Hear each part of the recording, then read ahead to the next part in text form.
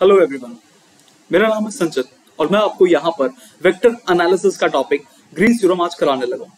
ये वीडियो बहुत ही हेल्पफुल रहेगी बीटेक स्टूडेंट और बीएससी स्टूडेंट के लिए जो यहाँ पर ग्रीन्स थ्योरम करना चाहते हैं। यहाँ पर अगर मैं बात करूँ वेक्टर एनालिसिस के टॉपिक्स की, तो वेक्टर एनालिसिस के अगर टॉपिक है ना तो बहुत ही ज्यादा नहीं है, सिंपल टॉपिक है। मैक्सिमम क्वेश्चन चांसेस होते हैं कि भाई उनके क्वेश्चन आते हैं। ग्रीन्स थ्योरम एक पार्ट है वेक्टर एनालिसिस का कि भाई वहां से आपका पेपर में क्वेश्चन पूछा ही जाएगा। ठीक है, एक बार मैं डिस्कस कर लेता हूं कि भाई अपने जो टॉपिक है वेक्टर एनालिसिस में वो क्या क्या आते हैं। जैसे कि पहला जो टॉपिक यहाँ पे रहता है वो रहता है इंटीग्रेशन ऑफ वेक्टर फंक्शन। अगला रहेगा आपके पास लाइन इंटीग्रल। तो अगर आपने लाइन इंटीग्रल की वीडियो नहीं देखी ना तो मैंने ऑलरेडी लाइन इंटीग्रल की वीडियो अपलोड की हुई है, आप एक बार जाकर लाइन इंटीग्रल की वीडियो मेरे चैनल पर जरूर देख लेना। नेक्स्ट यहाँ पर राइट साइड पे जो टॉपिक लिखे हैं ये है सरफेस, वॉल्यूम, ग्रीन, गॉस और स्टोक्स थ्योरम। ये पांच टॉपिक बहुत ही ज्यादा इंपॉर्टेंट है। पांचों में से ना कोई एक आता ही आता है। वेरीफाई करने के लिए डायरेक्ट आते हैं कि verify Green's theorem, verify Stokes theorem, verify Gauss divergence theorem, ये चीज। ठीक है, तो इन सब के लिए, इन सबको आने के लिए अब आपको डबल और ट्रिपल इंटीग्रल भी आना चाहिए। बहुत ही ज्यादा इंपॉर्टेंट है ये डबल और ट्रिपल इंटीग्रल। अगर आप आईआईटी जैम और गेट एग्जाम के लिए प्रिपरेशन कर रहे हैं तो आप मेरे चैनल को जरूर सब्सक्राइब करिए, जहां पर मैं आपके लिए सॉल्यूशंस यहां पर डालता रहूंगा। जितने भी आपके गेट, सीएससी, ईएससी, जितने भी ब्रांचेस है आपके, उनमें गेट में जो पूछे गए क्वेश्चंस वो मैं आपको यहां पर अपलोड करता रहूंगा। और अगर आप आईआईटी जैम के लिए तैयारी कर रहे हैं उनके भी जो सोल्यूशन है मैथमेटिक्स के, उनके भी मैं यहाँ पर सोल्यूशन अपलोड करता रहूंगा। ठीक है, और अगर आप चैनल पर नए हैं, चैनल को सब्सक्राइब करिए। क्लासेस के लिंक के लिए आप मेरे इस टेलीग्राम ग्रुप को ज्वाइन करिए और आप मेरे को इंस्टाग्राम हैंडल पर भी फॉलो कर सकते हैं। ठीक है, तो चलिए स्टार्ट करते हैं अपने क्वेश्चंस के साथ कि भाई किस तरीके से ग्रीन्स थ्योरम के क्वेश्चंस आते हैं। आज सिंपल हम basic university point of view से हम आज बात करेंगे कि भाई यूनिवर्सिटी में किस तरीके से बेसिक में पूछा जाता है कोई क्वेश्चन। ठीक है, अब जैसे ये क्वेश्चन लिखा हुआ है, verify Green's theorem on the plane for xy plus y square dx plus x square dy bounded by y is equal to x and y is equal to x square। ये चीज अब यार जिसको Green's theorem नहीं पता, सबसे पहले उनको ना ग्रीन्स थ्योरम बताते हैं कि भाई ग्रीन्स थ्योरम का रिजल्ट है क्या। जैसे कि अगर ग्रीन्स थ्योरम के रिजल्ट की बात करूं तो ग्रीन्स थ्योरम के जो रिजल्ट आता है ना वो सिंपल ये है कि भाई अगर आप डबल इंटीग्रल कर रहे हो इस तरीके से, कुछ आप ये कह लो कि भाई कर्ल, मैं सिंपली अभी रिजल्ट लिख देता हूं। अगर आप ओवर द रीजन R के लिए curl n by curl x minus curl m by curl y dx dy ये चीज फाइंड कर रहे हैं, इसका आंसर आपके m dx plus n dy इसके बराबर आ जाए तो ये है सिंपल अपनी ग्रीन्स थ्योरम की स्टेटमेंट। समझ लगी, curl n by curl x minus curl m by curl y dx dy is equal to loop of m dx plus n dy। ये है सिंपल। अब जो हमें गिवन है ना फंक्शन, वो फंक्शन देखो कौन सा टाइप का गिवन है। अगर आप दोनों में से कंपैरिजन करोगे, आपके पास दो चीजें मैंने सामने लिखी हैं, दो इंटीग्रल आपके सामने लिखी हैं, एक तो डबल है एक तो सिंगल है। तो आपके सामने दिख रहा होगा कि भी अगर आप फंक्शन के साथ कंपेयर करोगे, जो गिवन ये वाला फंक्शन है, ये वाला, हाँ जी ये वाला, तो यहां पर आपको क्या गिवन है, कौन सा, राइट साइड या लेफ्ट साइड? बिल्कुल right side, M D X plus N D Y वाली टाइप, ये वाली साइड हमें गिवन। तो यहां से आप सिंपल काम करो, एम और एन की वैल्यू निकाली, एम और एन की वैल्यू निकल जाएगी। कंपैरिजन करते हैं ना, तो जैसे dx के सामने क्या है ये m, यहाँ पर dy के साथ में क्या है n, सिंपल। तो यहां से आपके पास एक बार मैं इसको रब कर देता हूँ। हाँ, हमने वेरीफाई करना है तो ये दोनों चीजें प्रूव करनी पड़ेगी। सम थोड़ा लेंथी हो जाता है, इंजीनियरिंग में 5 नंबर में भी आ जाता है, 6 नंबर में भी आ जाता है, अब डिपेंड करता है, वो वेरी करता रहता है यूनिवर्सिटी टू यूनिवर्सिटी। ठीक है जी, चलिए मैं एक बार इसको ना इरेज करता हूँ और फिर हम डायरेक्ट इसको सॉल्व करते हैं कि भाई how to solve these kinds of sum. जैसे कि हमारे पास फंक्शन क्या था, सॉल्यूशन लिखते हैं, क्वेश्चन अगर फंक्शन की बात करूं X Y plus Y square D X plus x square D Y, ये चीज आपके पास पड़ी है। इसका कंपैरिजन हम कर रहे हैं किसके साथ, इसका कंपैरिजन हम कर रहे हैं M D X plus N D Y इसके साथ कंपैरिजन हो रहा है। तो यहां से आपके पास m की वैल्यू क्या आ गई, m आपके पास आ रहा है X Y plus Y square. ठीक है, और n की वैल्यू क्या आ रही है, वो आ गई आपके पास एक्स स्क्वायर, ये n है जी, ये n है, एक्स स्क्वायर आ गई। अब मैं आपको यहां पर ना सबसे पहले राइट हैंड साइड वाली चीज बताता हूं कि भाई किस तरीके से हम इवेल्युएट करते हैं, यानी कि ये M D X plus N D Y loop वाला। इसके लिए आपको सबसे पहले ना जो हमें इक्वेशन गिवन है y is equal to x और y is equal to x square, इसका हमें ग्राफ बनाना पड़ेगा। ठीक है, इसको हमें प्लॉट करना पड़ेगा सिंपली। तो अगर हम सिंपली इसको प्लॉट करें ना, एक है आपके पास y is equal to X, अब ये क्या होता है, ये इक्वेशन ऑफ लाइन है, और ये इक्वेशन ऑफ लाइन हमेशा always it passes through the origin. यहां से आपके पास ये आ गया y is equal to X, ठीक है। अब जिसको नहीं पता तो वो आप बना भी सकते हो वैसे इस तरीके से कि भाई y is equal to x है, यहाँ पर x, यहाँ पर y, एक बार 0 रखा, एक बार 0, एक बार 1 रखा, एक बार 1। तो यहां से आपके पास ये इक्वेशन आ जाएगी इस तरीके से। कुछ भी आएगा हमेशा y is equal to x वाली लाइन क्या रहेगी, ये आपकी हमेशा पास आउट होगी कहां से, ओरिजिन से। सिंपल। अब अगर आपके पास y is equal to 2x लिखा है, y is equal to 3x लिखा है, वो भी सेम टू सेम ओरिजिन से ही पास होगी, ठीक है। यहां तक काम ओके। अब नेक्स्ट चीज y is equal to x square, इसको प्लॉट करते हैं। ये क्या है, y is equal to x square, ये क्या है, ये आपके पास सुना होगा आपने, पैराबोला की इक्वेशन सुनी होगी, ठीक है ना। तो ये पैराबोला की इक्वेशन है। अब ये कौन सा वाला पैराबोला है ये बताना पड़ेगा आपको। जैसे कि x square is equal to y है, तो सिंपली ये जो है पैराबोला ये है आपका ऊपर वाला, मतलब अपवर्ड वाला पैराबोला। तो यहां पर आपके पास आ गया ये चीज आ गई, यहां पर ये y is equal to x. तो मैं यहां पर मैं इसको लिख देता हूं कि भाई ये अपना है y is equal to x वाली इक्वेशन है, और ये वाली जो इक्वेशन है ये आपकी y is equal to x square वाली इक्वेशन। Okay okay. अब देखो जब mdx प्लस ndy लूप में हम बात करते हैं ना, तो यहां पर आपको इस तरीके से हमें ना लाइन इंटीग्रल फाइंड करना होता है। बेसिकली लाइन इंटीग्रल किस तरीके से, ये वाले जो रीजन है, ये वाली कर्व है ये, ठीक है। इसको मैं डिफरेंट पेन चूज कर लेता हूँ, ठीक है। एक मिनट, इसके लिए डिफरेंट पेन चूज कर लेते हैं एक बार। ओके, एक तो आपके पास है कर्व ये, ठीक है। ये कौन सी कर्व है, ये है आपके पास ये पैराबोला वाली कर्व, ठीक है। इसको यहां पर नाम कर देते हैं O और A कर देते हैं इस तरीके से। हमारे पास दो पाथ आए लाइन इंटीग्रल के लिए। एक आया OA वाला और एक यही पाथ, मतलब एक तरफ तो आप ऊपर को जाओगे OA की तरफ, फिर वापस भी तो घूमकर आओगे। अब वापस किस रास्ते से आओगे, वो वाला आपका पाथ होगा AO वाला, ठीक है ना। तो इस तरीके से जो इसका जो आंसर आएगा वो कुछ ये आएगा, OA वाला रीजन प्लस AO वाला, ठीक है। इस तरीके से आपका लाइन इंटीग्रल बेसिकली फाइंड होगा। अब यहां पर नेक्स्ट चीज बात करेंगे, OA की वैल्यू, OA का पाथ जो है उसकी इक्वेशन क्या है और AO के पाथ की इक्वेशन क्या है, ये हम फाइंड करेंगे। मतलब ये फाइंड क्या करना है, या हमें ऑलरेडी दिख रहा होगा, ये अभी करते हैं कि किस तरीके से हमने सॉल्व करना है। जैसे अब यहां से अब सम अब स्टार्ट होने लगा सम। अब सिंपली देखना, अब यहां पर मैं ये लिख रहा हूं xy plus Y square dx plus x square dy, ये चीज इसका हमने इंटीग्रल करना है। और हमने क्या किया, इसको दो पार्ट्स में डिवाइड कर लिया, दो पाथ में डिवाइड कर लिया। दो पाथ में, एक पाथ आया अपना OA वाला पाथ, फंक्शन यही रहेगा इस केस में भी, जैसे xy plus Y square dx plus x square dy, path तो यही रहेगा, प्लस एक्स स्क्वायर dy, ये तो हो गया, हाँ। प्लस अब कौन सा पाथ आएगा, AO वाला पाथ, उसमें क्या है xy plus Y square, function तो यही रहेगा xy plus Y square dx plus x square dy। ये चीज यहां तक क्लियर। अब यार जो मैंने चीज बोली थी, पाथ की बात करनी है, पाथ की, लाइन इंटीग्रल में पाथ बहुत मैटर करता है। देखो AO के लिए जो पाथ है वो क्या है, सिंपली देखो, यहां पर ये जो कर्व थी, ये कौन सी कर्व थी, y equal to x square थी। तो मैं यहां पर ना इसके नीचे लिख रहा हूं y equal to x square. अब ये लिखने का तरीका मैं जानबूझ के इस तरीके से लिख रहा हूँ, बहुत ही फायदा रहता है, कभी भी ना आपकी गलती होगी नहीं, कभी भी नहीं होगी, गारंटी है। y equal to x square लिखो। यहाँ पर AO वाला पाथ कौन सा था, ये वाला पाथ कौन सा था, देखिए ये वाला पाथ है ना, ये वाला पाथ, ये कौन सा है, ये y इक्वल टू एक्स है। तो यहाँ पर इसके नीचे ही आप लिख लो y इक्वल टू एक्स, ये लिख लिया। अब क्या करें, यहाँ पर ना एक और काम कर दो, मेरा एक काम है, डेरिवेटिव कर दो dy। तो dy क्या आ गया, 2x dx आ गया। यहाँ पर इसका dy क्या आ गया, dy dx आ गया।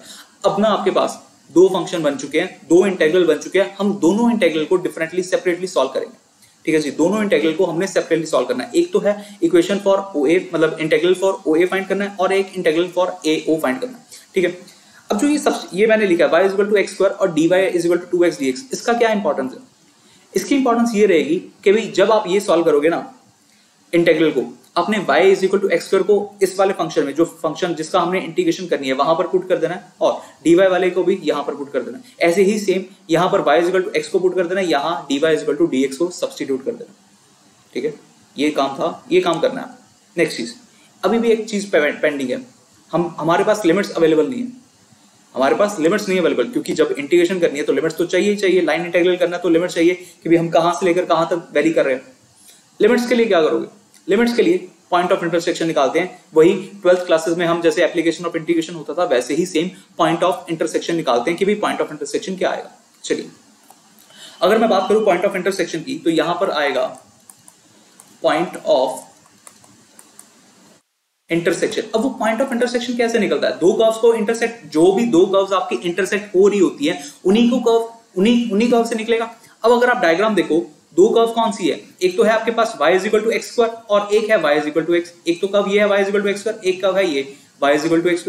तो इन दोनों को इक्वेट करके आपके पास निकलेगा पॉइंट ऑफ इंटरसेक्शन। तो यहां से निकालते हैं, तो ये आ गया आपके पास y = x² करके आ जाएगा आपके पास। देखो दोनों, एक मैं आपको यहाँ पे लिख देता हूँ, एक तो है आपके पास y = x और एक है आपके पास y = x²। सिंपल काम ये करना होता है कि भाई दोनों के y को इक्वेट कर दो, सिंपल दोनों के y को इक्वेट कर।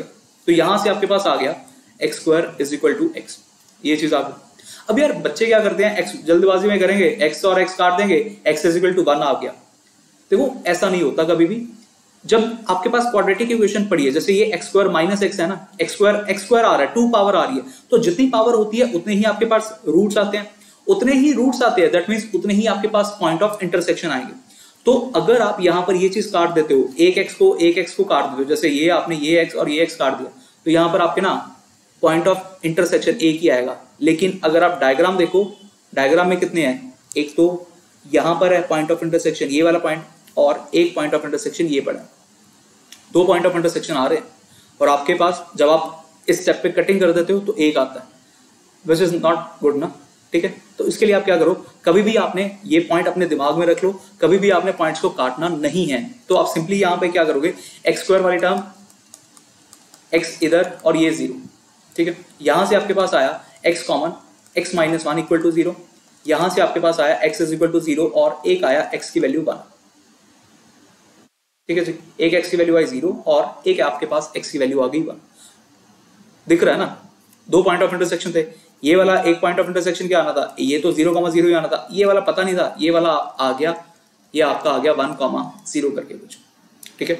ये वाला पॉइंट 1,0 करके आ गया। फायदा क्या हुआ, लिमिट्स मिल गई, ठीक है जी, लिमिट्स मिल गई। और लिमिट्स किसकी मिली हैं, x के लिए मिल गई। तो बहुत ही सिंपल है। अब इंटीग्रेशन करते हैं और सॉल्व करते हैं, आंसर क्या आएगा। जैसे कि अगर हमने अब सॉल्व करना है इस क्वेश्चन को, तो मैं यहाँ पर ये कर देता हूँ, इसको मैं यहाँ पर इतना कर देता हूँ, ठीक है। अब टू फाइंड, अब एक एक करके पाथ फाइंड करते हैं ना, तो यहाँ पर इसको भी मैं हाफ डिवाइड कर देता हूँ।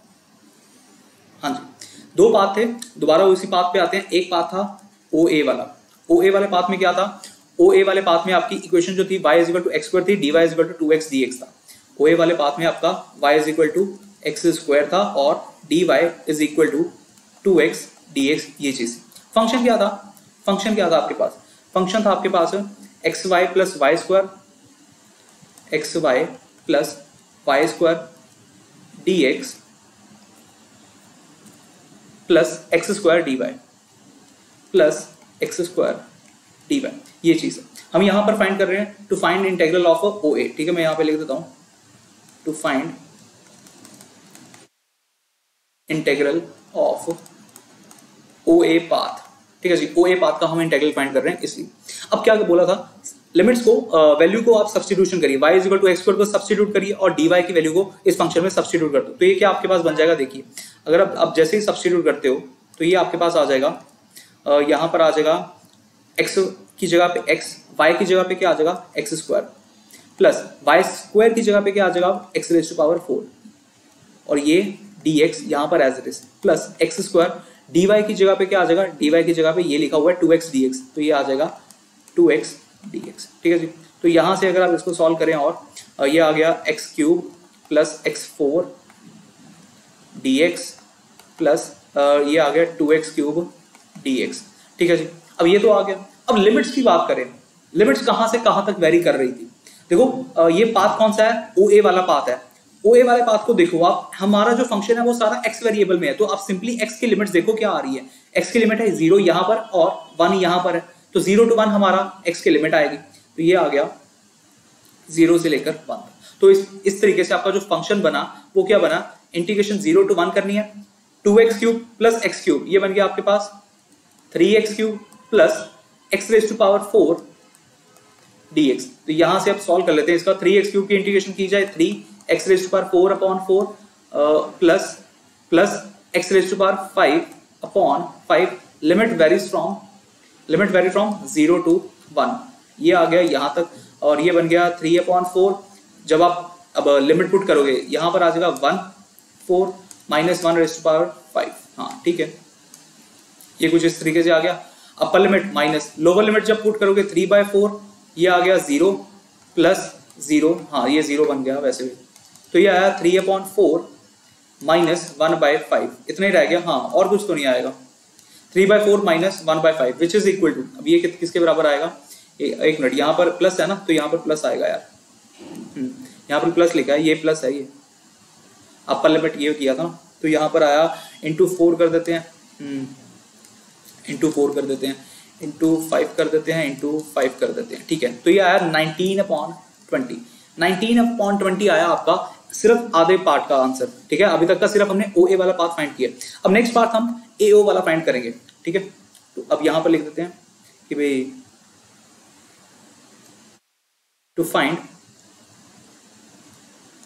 फाइंड इंटीग्रल या line integral of AO।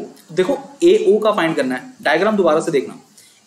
AO यहां से यहां आना है, तो लिमिट सबसे पहले लिमिट्स कहां से कहां वेरी करेगी? 0 to 1 नहीं, 0 to 1 नहीं, 1 to 0। देखो वापस आ रहे हैं ना, कहां से आ रहे हैं, किस पोजीशन पर खड़े हैं हम, x की कौन सी पोजीशन पर खड़े हैं? 1 वाली पे, तो 1 से वापस कहां पर आ रहे हैं? 0, उल्टा आ रहे हैं। तो इसलिए यहां पर ये चीज बहुत इंपॉर्टेंट है कि भाई लिमिट बच्चे कभी कभी गलती कर देते हैं। हमेशा हमने लिमिट वहां से ही स्टार्ट करनी है जो हमारी इनिशियल है। हम A पॉइंट पर इनिशियल है, A पॉइंट पे हमारी x की वैल्यू क्या है? 1, तो यहाँ पर ये आएगा 1। तो यहाँ से इंटीग्रल जो बनेगा वो आएगा 1 to 0। और फंक्शन क्या रहेगा? फंक्शन क्या था हमारा? एक्स वाई क्या था? Function x Y plus Y square, dx plus x square dy, ये था फंक्शन। ठीक है जी। हाँ एक और चीज करो यहाँ पर ना, टू फाइंड इंटीग्रल, अभी आप लिमिट्स को रहने दो यहाँ पे लिखने को, यहाँ पे आप सिंपली AO ही लिखो। ठीक है, AO ही लिखो। और AO की वैल्यू क्या थी? y is equal to x, और dy की वैल्यू क्या आई थी यहाँ से हमारी? dx। अब पुट करते हैं, ठीक है, अब पुट करते हैं y की वैल्यू x और dy की वैल्यू dx। ऐसा करना क्यों जरूरी है? क्योंकि यार देखो यहाँ पर y और y आ रहा है, दो ऑलरेडी वेरिएबल आ रहे हैं। हम डायरेक्ट लिमिट्स नहीं लिख सकते x के लिए कि भाई वो हमारी लिमिट जो थी वो x की 0 से 1 या 1 to 0 है, वो इस तरीके से डायरेक्ट नहीं लिखी जा सकती, एक ही स्टेप पे नहीं लिखी जा सकती। तो वहां पर आपके मार्क्स कटने की पॉसिबिलिटी हो जाती है। इसलिए हम चाहते हैं कि भी प्रॉपर अच्छे से करें, तो प्रॉपर एक मैनर होता है लिखने का चीजों को। अब क्या करो, y इक्वल टू एक्स को सब्सटीट्यूट करो और dy इक्वल टू dx को इस ऊपर वाले फंक्शन में सब्सटीट्यूट करो। तो ये आपके पास आ जाएगा x तो x एज इट इज रहेगा, y की जगह पे क्या करना है? x प्लस वाई स्क्वायर, अब वाई स्क्वायर की जगह पे क्या आ जाएगा? X square dx plus x square, और dy की जगह पे यहाँ पर भी dx आ जाएगा। यहाँ पर नेक्स्ट चीज अब लिमिट लिख सकते हो आप। ठीक है, अब लिमिट लिख सकते हो 1 to 0। तो ये आया आपके पास x square plus x square हुआ, ये तो एक्स स्क्वायर बन गया, और यहाँ पर dx, यहाँ पर आया आपके पास यहाँ पर आपके पास आ गया 3x स्क्वायर आ गया ना, 3x स्क्वायर आ गया, 3x स्क्वायर ये आ गया। लिमिट वेरी फ्रॉम 0 to 1 नहीं 1 to 0। तो ये आया आपके पास 3x स्क्वायर। इंटीग्रेशन जब करोगे आप 3x क्यूब अपॉन 3 आ गई। Limit vary from 1 to 0। हाँ 1 to 0 आई। अब जब आप यहाँ पर 3 और 3 तो ये कट गया। ठीक है जी, तो अब आपके पास क्या रह गया? यहाँ पर आपके पास सिंपली रह गया x क्यूब, और लिमिट वेरी फ्रॉम 1 to 0। अब क्या करेंगे? अपर लिमिट माइनस लोअर लिमिट, तो यहाँ से आपके पास आया -1। ठीक है जी, -1। हम इंटीग्रल फाइंड कर रहे थे सारे के सारे पाथ का, क्लोज लूप का। अभी तक का प्रॉपर आंसर आया नहीं है, हम क्लोज लूप का फाइंड कर रहे थे, mdx प्लस ndy का। तो पहले वाले इंटीग्रल की वैल्यू क्या आई हुई थी? पहले वाले, अगर मैं OA वाले की बात करूं प्लस AO वाले की बात करूं, उसमें वैल्यू क्या आई हुई थी? एक तो आई थी 19/20 AO की वैल्यू, इस वाले की क्या आई है? -1। तो यहां से आपके पास आंसर क्या आएगा? 1/20। This will be your answer. ठीक है, ये तो आया, आधा क्वेश्चन हुआ है अभी तक का, अभी तो आधा क्वेश्चन और पड़ा है। वेरीफाई करना है ना ग्रीन्स थ्योरम को, तो अभी तो आधा क्वेश्चन और पड़ा है। अब वो क्वेश्चन क्या था? देखो स्टेटमेंट में अगर वेरीफाई करना होता है, अभी तक कि हमने राइट हैंड साइड प्रूव की है, अब हमने लेफ्ट साइड वाली भी चीज भी प्रूव करनी है। तो इस तरीके से देख लो कितना लंबा सम चला जाता है।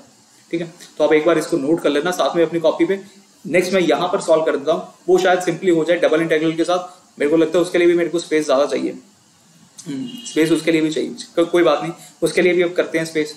नेक्स्ट जो चीज़ राइट हैंड साइड वाली जो चीज़ होती है वो ये होती है कि भी हमने ये फाइंड करना है r curl n by curl x minus curl m by curl y d x d Y, ये चीज़ हमने इवेल्युएट करनी है। अब ये चीज़ फाइंड करनी है, क्या हमारे पास m की वैल्यू है? बिल्कुल, मैंने स्टार्टिंग में आपको बोला था कंपैरिजन करके m और n की वैल्यू निकालो। m की वैल्यू हमारे पास आ रही है, ये मेरे पास फंक्शन लिखा हुआ है, ठीक है, ये फंक्शन लिखा हुआ है, यहां से हम m की वैल्यू निकालते क्या आ रही है। m की वैल्यू आई आपके पास x Y plus Y square, ये आई, और n की वैल्यू क्या आई, ये आई आपके पास एक्स स्क्वायर।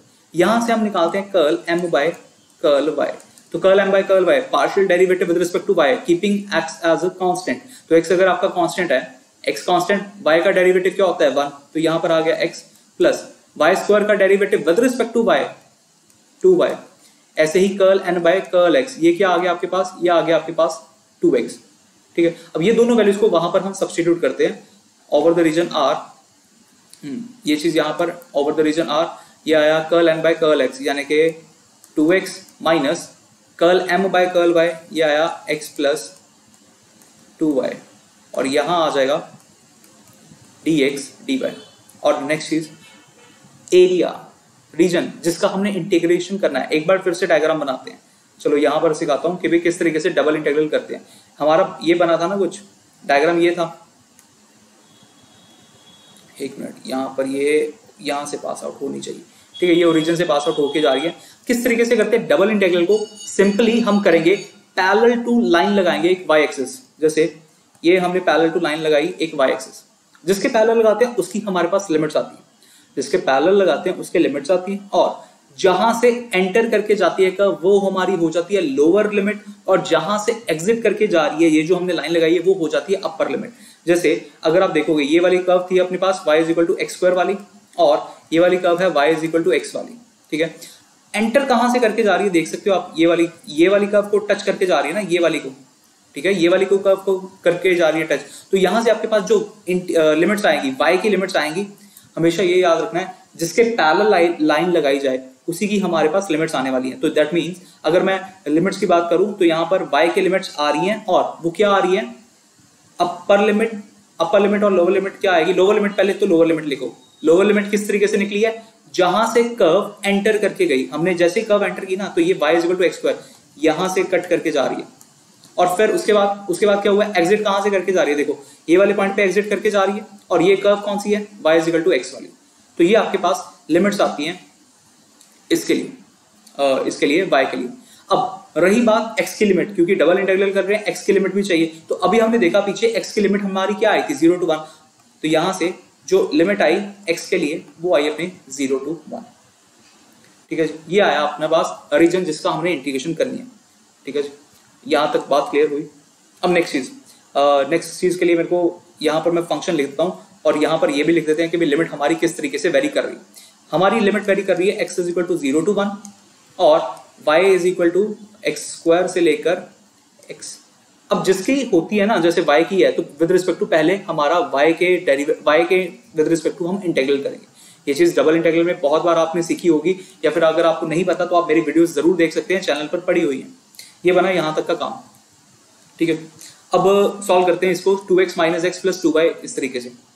ओके, क्या करें, पहले इसको थोड़ा सा सॉल्व कर लें। जैसे 2x माइनस एक्स लिखा है तो ये आपके पास बन जाएगा कुछ, ये आया x की लिमिट वेरी कर रही है 0 to 1 और y की वेरी कर रही है y is equal to x square to x, और 2x माइनस एक्स ये बन गया x, ये आ गया माइनस 2y। मैंने बोला पहले विद रिस्पेक्ट टू dy कर देना और फिर बाद में dx के इंटीग्रेशन कर देते हैं, ये इस तरीके, ठीक है। तो मैं अगली स्लाइड पे आपको ये करके बताता हूँ कि भाई किस तरीके से सॉल्व होगा एक्स स्क्वायर माइनस 2y। मैं एक और क्वेश्चन लेकर आया था बाय द वे, मेरे को लगता है बहुत लंबी वीडियो बन जाएगी, लेकिन वो हो नहीं पाएगा, वो नेक्स्ट पार्ट में हम करेंगे, कुछ ऐसा करेंगे सॉल्व, ठीक है। हमारे पास क्या आया हुआ है, x is equal to 0 to 1 और एक आया हुआ है x is equal to y is equal to x square to y is equal to x square to x, ये था। और फंक्शन क्या था अपना, फंक्शन था अपना x minus 2y, x minus 2y। इसका इंटीग्रल करेंगे विद रिस्पेक्ट टू dy और फिर आएगा dx की बारी, ठीक है। तो यहाँ पर इंटीग्रेशन किस तरीके से होती है वो भी समझ लो। देखो ये चीज तो ऐसे ही कांस्टेंट रहेगी, ये चीज ऐसे ही कांस्टेंट रहेगी। अब अगर विद रिस्पेक्ट टू y हो रही है ना इंटीग्रेशन, तो ये वाला जो x है ये इसको आप कांस्टेंट कंसीडर करोगे, ये वाला जो x लिखा हुआ ना ये इसको कांस्टेंट कंसीडर करो, ठीक है। तो यहाँ पर क्या आ गया x और कांस्टेंट है 1 रह गया, 1 की इंटीग्रेशन क्या होगी, 1 की इंटीग्रेशन क्या होगी x, वैसे 1 की इंटीग्रेशन क्या होती है x, लेकिन हम किसके साथ कर रहे हैं, किसके विद रिस्पेक्ट टू में कर रहे हैं, y के, तो यहाँ पर आ जाएगा xy माइनस 2y की integration with respect to y वो आ जाएगी 2y square upon 2। Limit vary from, limit कहां से कहां तक वेरी कर रही है, x स्क्वायर टू x, ये आया एक चीज, ये आया dx, समझ गए। अब यहां पर नेक्स्ट चीज ये आया x is equal to 0 to 1, हाँ जी। और यहां पर अब क्या करेंगे, अपर लिमिट पुट करेंगे, y की जगह पर आपकी सब्स्टिट्यूशन होगी, अपर लिमिट पुट होगी, तो x ऐसे ही था, y की जगह पे अपर लिमिट पुट की, माइनस ये 2 और ये 2 तो कैंसिल हो गया, यहां पर रह गया x स्क्वायर रह गया, बिल्कुल x स्क्वायर ही रह गया ना, ये तो फिर इस तरीके से कट जाएगा। चलिए देखते हैं क्या बनता है। ये तो आया आपका upper limit minus lower limit. अब लोअर लिमिट क्या है, x as it is, y की जगह पे क्या आ जाएगा x square minus y square की जगह पे क्या आ जाएगा x रेज टू पावर 4 और ये आया dx।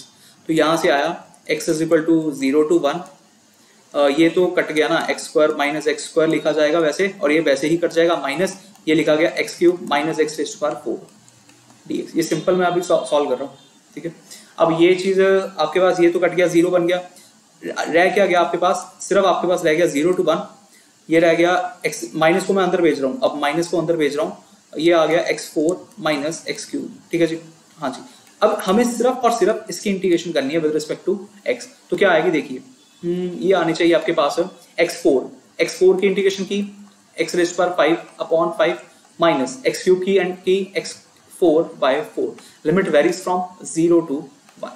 तो यहाँ पर आप पुट करोगे upper limit minus lower limit, ये तो अपर लिमिट पुट हो गई, माइनस लोअर लिमिट पुट करी तो ये आ जाएगा 0 आ जाएगा ना, ठीक है। तो अब यहाँ पर आप इसका एलसीएम ले लो, तो आपके पास रह गया 1/5 माइनस 1/4, ये यहाँ पर आपका आ जाएगा इंटू 4 कर देते हैं, इंटू 5 कर देते हैं, इंटू 5 इंटू 4, बिल्कुल गड़बड़ हुई है, अच्छा ओके ओके ओके, ठीक है। तो यहाँ से आपके पास जो आंसर आया वो आपके पास आ रहा है 1/20, ठीक है। तो यहाँ से आपके पास जो आंसर आ जाएगा ये आपके पास आ गया है 1/20। तो ये था simple how to solve these kinds of solve. आपका वेरीफाई भी हो गया है, ठीक है ना, आपका वेरीफाई भी हो गया है इस तरीके से। तो ये था आपके लिए एक ही क्वेश्चन कराया, कितने 30 minute, I think 30 minute plus ही होगी वीडियो। इतने आपको जैसे ही आपकी प्रैक्टिस बनेगी ना सम में, तो आपके बहुत इजीली सम सॉल्व होंगे, ठीक है। वीडियो अच्छी लगी हो चैनल को जरूर सब्सक्राइब करिए, दोस्तों के साथ जरूर शेयर करिए, और टेलीग्राम ग्रुप में जरूर ज्वाइन हो जाइए जहां पर मैं क्लासेस के लिंक अपलोड करूंगा, ठीक है। Thank you so much.